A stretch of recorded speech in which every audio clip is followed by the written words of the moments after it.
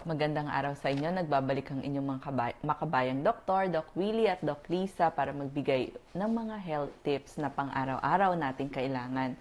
Ang topic natin ngayon ay tungkol naman sa breakfast. Mga dahilan bakit kailangan nating mag-almusal.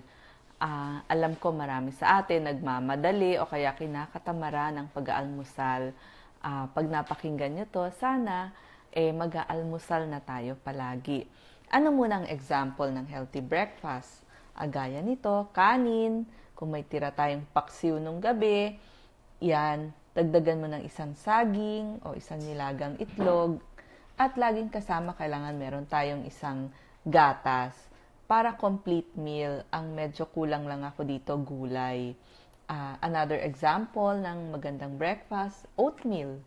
Pwede niyong lagyan ng almond milk o ng soya milk. Tapos may isa kang prutas. Pwede rin naman orange juice o kaya isang toast ng tinapay, isang pandesal.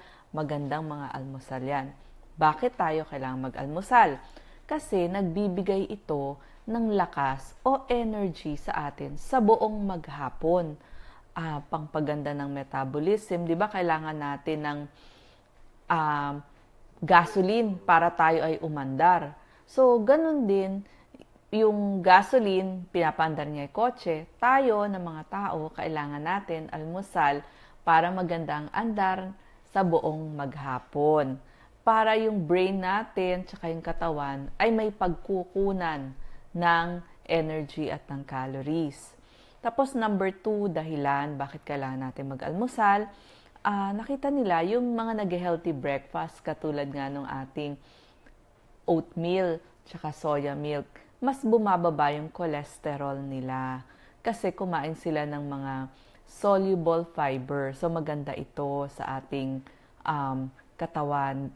Isamahan mo na ng mga citrus fruits, kasama nga ng ating mga oranges. Tapos, pwede rin tayo maglagay ng gulay, at saka iba't ibang klaseng prutas.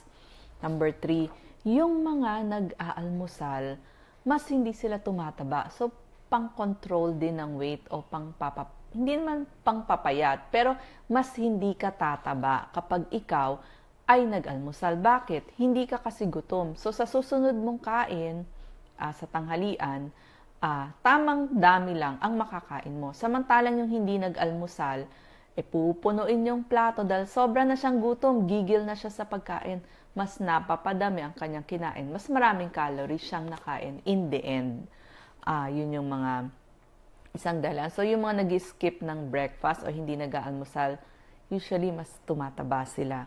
Number 4, sa inyong mga anak, mas nakakapag-concentrate sila sa kanilang pag-aaral at sa ating mga nag-opisina o nagtatrabaho, mas nakaka-concentrate din sa mga ginagawa o sa pagtatrabaho.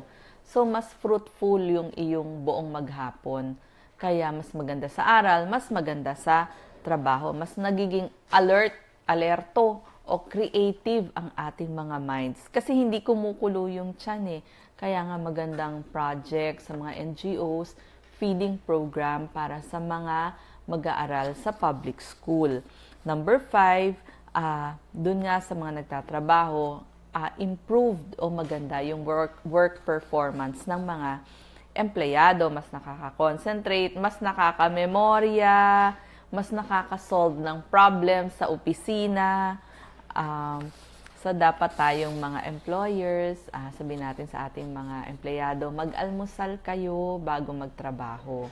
Ngayon, mga dahilan pa rin, para hindi tayo ma-ulcer, para hindi kukulo-kulo ang tiyan natin sa maghapon. Tsaka nakita nila sa pag-aaral, mas nakakahaba ng buhay yung mga nag-aalmusal. Oo, kumpara dun sa mga hindi nag-almusal, parang yung mga hindi nag-aalmusal, parang mas mataas yung mortality rate nila. So, ngayon, kung talagang sabihin, Doc, very busy kami, hindi kami makapag-prepare ng almusal. Kung ano ho yung tira nating ulam nung gabi, damihan nyo na yung sa gabi, yun na yung ibaon nyo. Maglagay na lang kayo ng plain rice, katulad nito. O, tirang paksiw, tapos plain rice. Sarap naman. Pag talaga nagmamadali, ilagay nyo sa bag nyo itong saging na ito. Habang nasa bus kayo o nasa jeep, kainin nyo na saging at saka magbaon kayo ng tubig. Itong taba, kakainin ko ito mamaya. Ito mga ganito, pwedeng ibaon, nilagang itlog, o ibaon ninyo sa inyong trabaho. Yan yung mga fast food na pwede nating ibaon. Pakita mo itong spoon mo. Oo, nilagang itlog. Pakita mo na spoon mo. Nilagang itlog, mga saging, pwedeng nilagang saba din. Maganda din siya. O kaya, pagtakbo nyo, kung may panaderia doon sa kanto nyo, bumili na kayo ng ilang pirasong tinapay at ibaon na. Okay, salamat Doc Lisa. Next naman, topic natin. Kailangan nila sakit ng ulo, headache. Yan. Thank you. Silya na lang isa. Dito tayo. Ikot. Headache. Naku, ang daming may headache problem sa atin. May headache problem. Po-focus natin. Talaga sumasakit ang ulo. Sa dami ng mga problema, sa dami ng gastusin. Ay, nako, ang daming may sakit. Ang daming humihingi ng tulong. Pipilitin natin tulungan lahat. So, ito muna, headache tayo. Maraming klase ng sakit ng ulo. Many kinds. Merong tinatawag na migraine headache, may cluster headache, merong tension headache, yung stress headache, at may headache galing sa masamang bagay tulad ng stroke o brain cancer. Alamin natin, kayong sumasakit na ulo, anong klase ba yung headache ninyo? Unahin natin ang migraine headache. Itong picture ang migraine. Ayan, Doc Lisa. Ganda ng migraine. Ang migraine headache, nag-umpisa siya sa loob mismo ng utak natin, deep within the brain, yung mga electrical impulses, yung mga kuryente ng brain natin nagloloko. Nag-iiba din yung nerve cell activity, pati yung pagdaloy ng dugo, nag-iiba sa migraine. Yung mga namamigraine, may nakikitang nag-i-spark, parang may umiilaw-ilaw, parang may aura, tawag nila dyan aura, namamanhid, nahihilo, at nag-iiba yung mga chemicals pag umaatake ang migraine. Ganito nangyayari sa mga inaatake ng migraine. Ganito nangyayari sa ito utak natin, marami tayong maugat. Bakit sumasakit? Pakita natin one by one. Initially, ito sa mga normal na tao, maganda yung blood vessel sa utak. Ang ganda, linaw. Normal blood vessel. Tapos normal din yung dami ng prostaglandin sa katawan natin. Pero pag aatake na ang migraine mo, biglang sisikip yan. Biglang sisikip. May serotonin release from platelets. Biglang sisikip yan muna. Yan ang first stage ng migraine. So, iba na pakiramdam mo. Biglang sisikip. Tawag natin dyan vasoconstriction. Bababa ang blood flow, magkukulang ng daloy ng dugo. Yan ang first stage. Tapos, darating yung susunod na stage. Yan, biglang mamamaga. Biglang lalaki ang blood vessel. Kanina, ulitin ko initially normal. Atake na yung migraine, nararamdaman mo na, sumisikip na. Hindi pa masakit ng ulo dito. Pag bumuka na, pag umabot sa stage na to, biglang bumuka, lalabas na yung inflammation sa brain. Ito na, dadami na yan. So, namamaga, vasodilation tawag dyan. At yan talaga ang headache phase. Magkakaroon ng pamamaga, inflammation, napakasakit ng ulo dito. Sobra sakit. Yung iba nga gusto iumpog yung ulo nila. So, ito yung stage ng migraine. Okay, so paano natin malalaman kung migraine? Kadalasan one side lang ang sumasakit sa migraine. One side lang na ulo. Mamaya ipapakita ko kung paano. So kung may migraine, meron tayong mga tips mamaya. Ito naman ang mas pangkaraniwang headache. Ito yung headache natin, Doc Lisa. Stress headache Yung kanina migraine, pinakita ko sa loob ng ulo ang diferensya, kuryente. Yung kuryente sa ulo, ang diferensya. Ito namang stress headache, pakita ninyo. Ano lang to? Muscle. Yung muscle sa harap ng ulo, matigas. Dito sa side, matigas. Sa leeg, yan sa leeg, tumitigas. Diba? Sumasakit ang leeg, sakit ng ulo.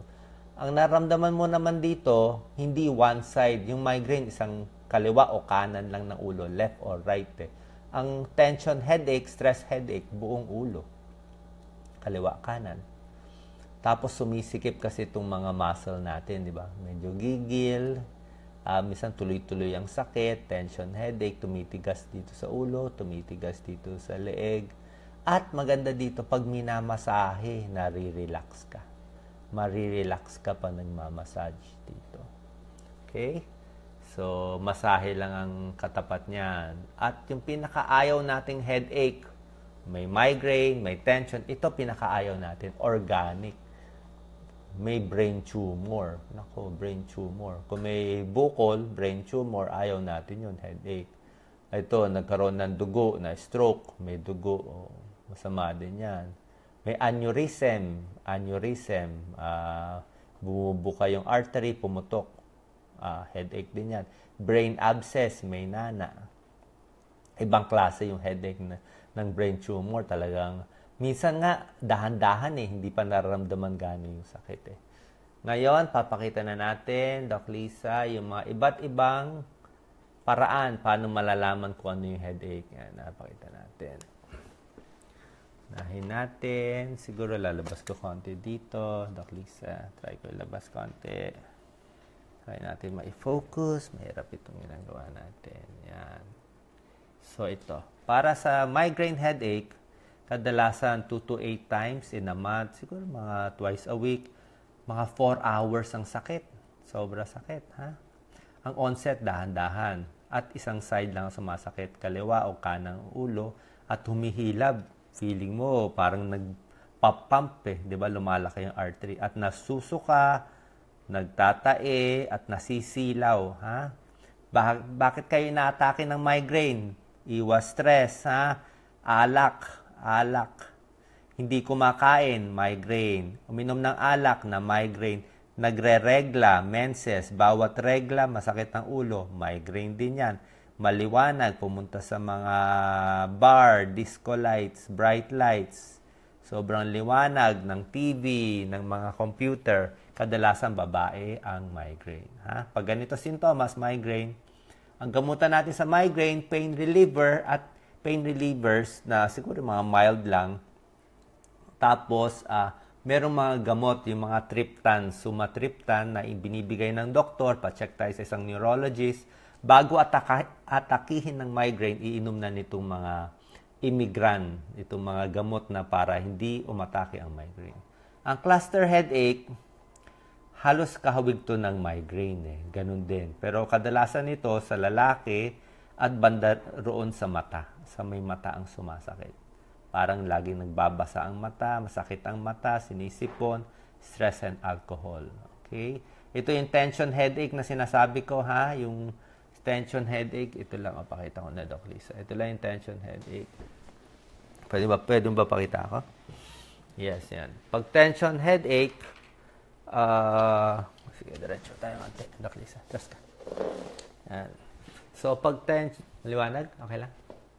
So, pag tension headache, masikip dito, masikip dito, kakagigil, kaka-computer, na-stress ka, hindi lang minsan dito parang may rubber band na masikip dito, pati dito sa may batok. Kaya ang secret sa tension headache ay masahe. Diba? Tinuruan ko na kayo na masahe natin sa sentido, diba? Pinapakita natin dito, masikip ang sentido ayan masikip masikip. Para mawala ang sikip nito, mamasahihin ko to. Para mawala ito, mamasahihin ko to. Yan, di ba? So, pag yung sa side dito, ha? Pwede sabayan si Doc Willie. Mga bata, thank you. Maraming 8-year-old, 10-year-old nanonood sa akin. Marami kayong mga magulang, yung mga anak nyo, nakiki-Facebook kay Doc Willie, ha? Sabi sa akin ng isang bata, 10-year-old, tulungan mo tatay ko, may stroke siya, may sakit siya, tulungan mo nanay ko. May sumulat sa akin, 9-year-old, magdo-doktor daw siya. Sabi ko, believe ba ako, 9-year-old? Magdo-doktor daw siya, tutulong din. Meron din mga bata, 11 years old, nag-exercise para hindi ma-carpal tunnel. Cute-cute mga bata, may regalo kayo lahat, chocolate sa akin. So, Pwede kayo sumunod, headache, ganito, temporal. Merong muscle yan eh. May muscle yan, magic. Hawakan nyo palad, hawak dito, kagat konti lang, kagat. Pag kumagat ka, may tumitigas, di ba? Pag kumagat ka, may titigas dito, may lalabas na muscle. Sige, kagat. May tumitigas na muscle, yun yung dito sa temporal. Yung parte ang mamasahihin mo. Okay? Masahe, sarap. Sabay kayo. Counterclockwise. Palad lang. Sabay kay Doc Willie. Pag nasarapan sa massage, isang share. Paki-share ating video para marami makanood, marami maginhawahan. Lahat ng naginhawahan ay masaya, mag-share, magla-like at marami tayong maaabot. At aabot tayo ng 10 million followers. Diba? Yan ang tips natin Visualization. Tulungan natin buong bayan. Yan, sige. Sarap. Buong araw, ito na lang. Sarap. Diba?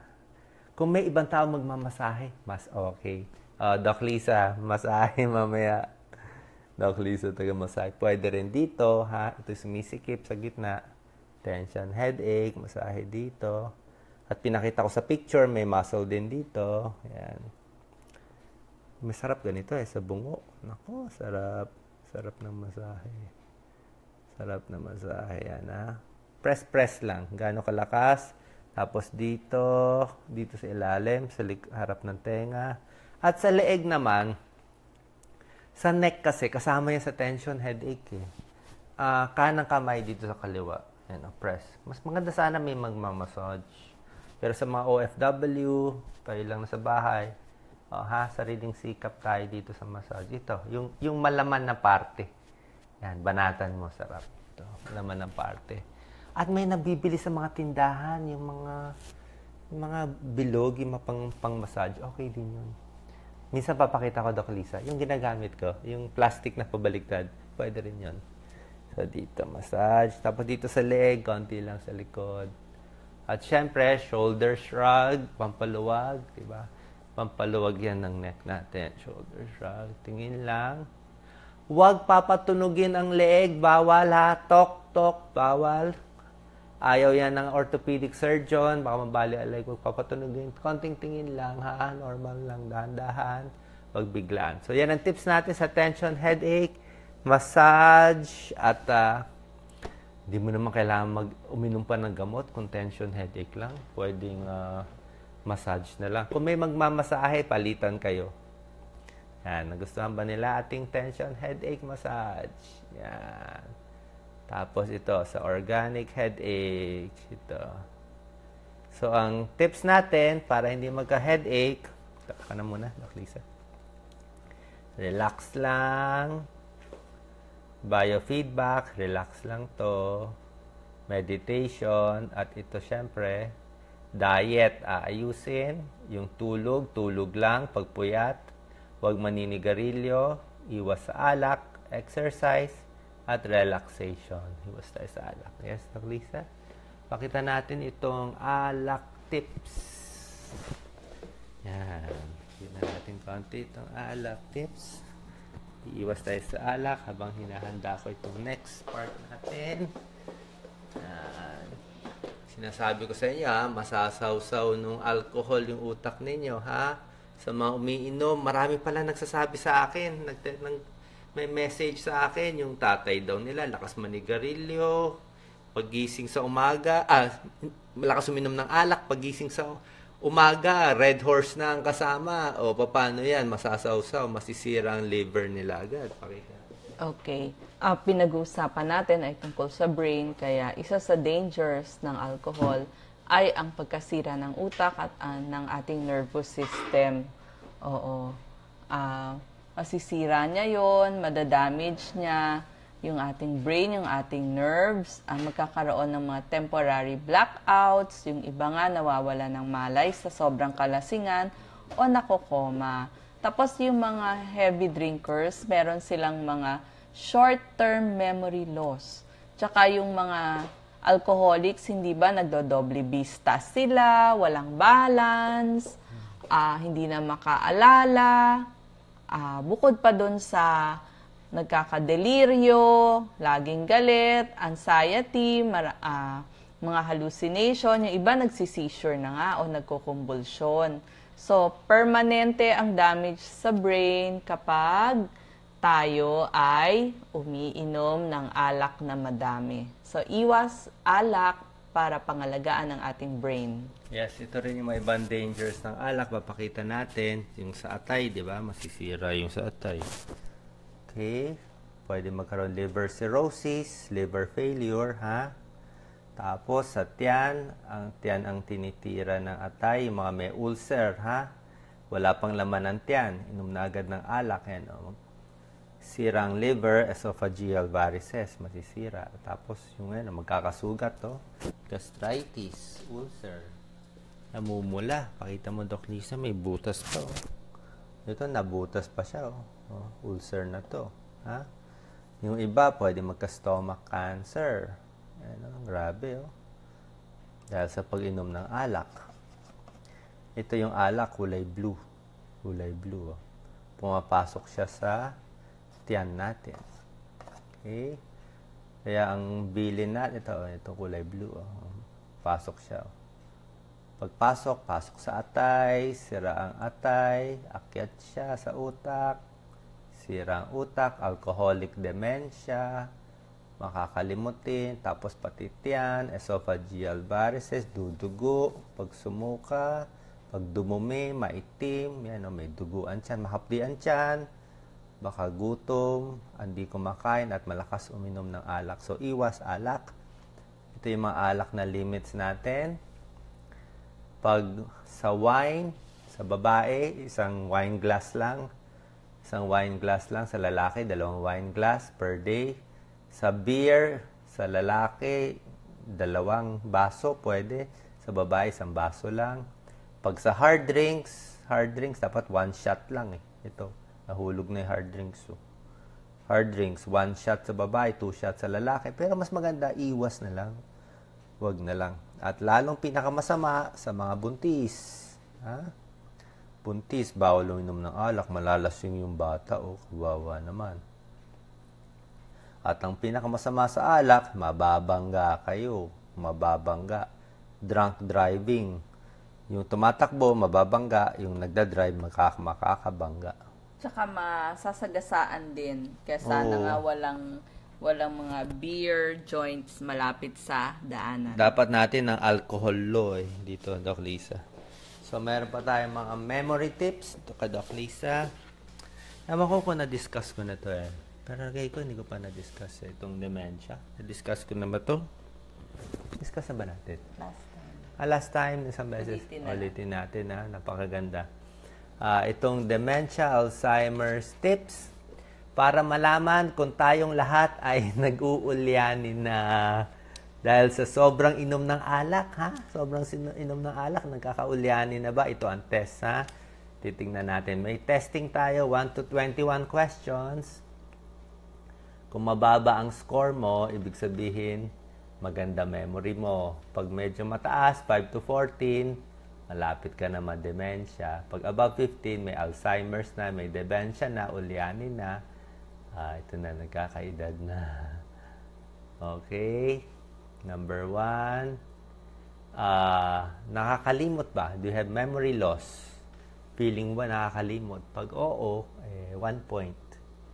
Mas mahina ba memory mo ngayon kumpara dati?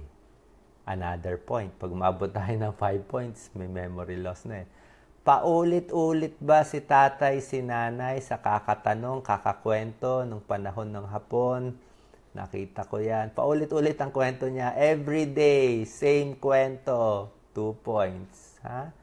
I-comment nyo po. Walaging paulit-ulit ang kwento. Hindi na makaalala ng appointment. Meron ba sa inyo pong ganyan? May meeting kayo ng Martes, ninyo na alam. Always forgetful, plus 1 na naman.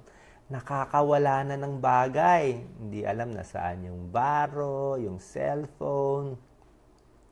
Ito, pinakamatinding comment, Kayo, mga nasisi kayo o hindi kayo nasisi. Tingnan mo itong number 6. So, Nagsususpetsa ba sila na ibang tao tinatago gamit nila, ninanakaw ang gamit nila, pero sila naman pala ang nakatago.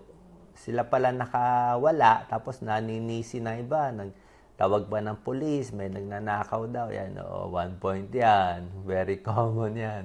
Comment kayo kung tunay. Hindi na maalala yung araw, cannot remember the day, date. Anong araw ngayon, nanay? Disoriented. Galing ka lang dun sa isang lugar, hindi mo na maalala. Okay? Nahirapan magbilang ng pera, hindi na makakompute, hindi na makasukli. Hindi na makasukli. Number 12, kita mo to, yung gamot nila, hindi na ba naiinom? Hindi maalala, nainom ko ba yung gamot ko? O hindi ko na nainom? Okay? Tapos, kulang na ba sa mga hobby, sa mga exercise? Number 17, lagi ba minsan ba nawawala? Nawala si nanay, hindi na makauwi. So, mag-iingat tayo, baka may dementia na yan. At number 20, naiiba yung pangapangalan. Iba ang tawag sa iyo, iba ang pangalan mo. Let's say, Marie, natawag kang Jennifer. Diba? So, pag may Alzheimer's, may dementia, alagaan natin sila. Tapos, yung tip nga natin, Doc Lisa, minsan nilalagyan ng yung, meron tayong clip na nilalagay, di ba, yung sa kamay. Pwede natin lagyan para hindi sila mawawala. Ito, pakita natin yung clips to. Yan. Pwede sila lagyan ng medical tag. Kung meron kayong mga sakit, kay lolo, kay lola, mura lang itong mga plastic na to. Gawa kayo, parang baller lang yan eh. Parang baller. So, pwede itong mga medical tips. Okay, salamat sa panonood. Salamat sa pag-share. Pakita ko lang to, Doc Lisa. Meron pa ako tips na pampatalino sa kanila konti para sa mga bata. Okay, thank you sa lahat ng nanonood. Batiin natin. Thank you very much sa inyong mga comment. Alaga ko, Doc, sa Hong Kong, may Alzheimer's disease. Oo nga. Lahat ng symptoms, tama, di ba? Kaya ito, tinuturo natin itong mga sintomas para sa kababae natin. Baka si lolo, si lola, si nanay, si tatay, o yung mga alcoholic, meron ng ganitong symptoms, papacheck na maaga. Kasi pag nawala sila, nawala sa bahay, ang hirap hanapin. Ha? Mamaya, hindi makakain mag-isa, hindi makauwi mag-isa. Yes, Doc Lisa? Salamat tayo sa mga greetings. So, maraming salamat. Mayroon pa papakita dito. Ay, kay Magtown Rex, kay Babylin Hermino, kay Abandanyo de Lomas, L. Cortuna, yes, oo. Weng Pableo, Pakita ko rin, Doc Lisa. Sherry Ann Tawas. Thank you very much sa lahat na nag-comment, sa lahat na nag-share, sa lahat na na-meet namin. Dami namin na-meet. Galing kami kahapon sa isang lugar. Papakita ko lang yung pinuntahan natin, Doc Lisa. Yes. Si Nana, si Lola may Alzheimer's na ata. Pero papakita ko. Kahapon, pumunta kami ni Doc Lisa sa isang pasyente sa Rosario, Cavite. Ito yung dala namin. Pakita natin. Ito. Yan. Pinuntahan namin si Nanay Gregoria. Ito. Kawawa siya. Nakatira lang siya mag-isa at meron siyang hip fracture. Ang lugar niya, Doc Lisa, sa Rosario, Cavite, yes, sa tabi ng ilog. At ang nakakatuwa po, yung mga Yolanda victims dito dinadala pala sa Rosario, Cavite. Itong lugar nila, puro Yolanda victims. So, yung mga galing Yolanda, napakabait nung mayor doon. Si Mayor Nonong Ricafrente at yung mga staff ni Mayor, maraming salamat. Kasama na si Sid Samaniego. Oo, pasalamat tayo sa mga staff ni Mayor. Ni-refer niya ito yung mga staff. Nagpa-picture kami sa staff ni Mayor Ricafuente. Pinapunta kami. Sabi ko nga, tulong-tulong tayo para alagaan si Lola. Kawawa siya, mag-isa na lang siya. Mag-isa na lang siya. Ito yung mga staff Pa-picture kami kay Mayor. Tapos ito nga, mag-isa na lang si nanay. Namatay kasi yung anak niya na 44 years old. Tapos mag-isa siya. Ang liit-liit ng bahay. Grabe, no? Sobra liit ng bahay niya. At may hip fracture. Ito, may hip fracture at papa-x-ray natin, papa-check natin sa ortho. Kaya dinala namin siya ng mga gamit. Pigas, kutsyon, at bigas, kutsyon, tapos mga pagkain at yung mga medicines niya na para doon. Okay? So, sana gumaling si nanay. Mag-isa lang siya. Pero kahit paano, okay pa naman ang kanyang memory. Okay, pinakita ka lang. Salamat kay Mayor. Thank you po sa lahat na nanood. Sana nakatulong ating sakit ng ulo tips, memory tips, masustansyang almusal tips. Ano pang gusto nyong tips? Lahat ng tips binibigay natin. At one day, marami pa tayo tutuloy. Thank you. Good morning. Watching from Dubai. Si Dudes. Si Ems. Si Leonie Elton. Solly San Juan. Marami pala Aina tayong Duran. caregivers na nanonood. Taga ibang bansa, OFW. Ang daming caregivers. Oo. So, tuloy-tuloy nyo lang yan.